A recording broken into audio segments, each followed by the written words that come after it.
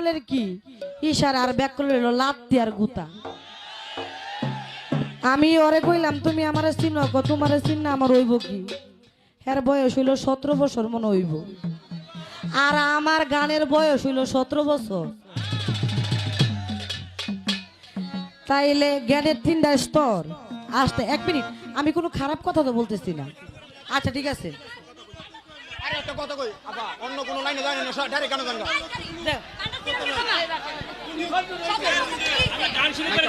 আরে সীমা বন্ধ করো, বন্ধ করো, আপনি ডাইরেক্ট গান গান। তুমি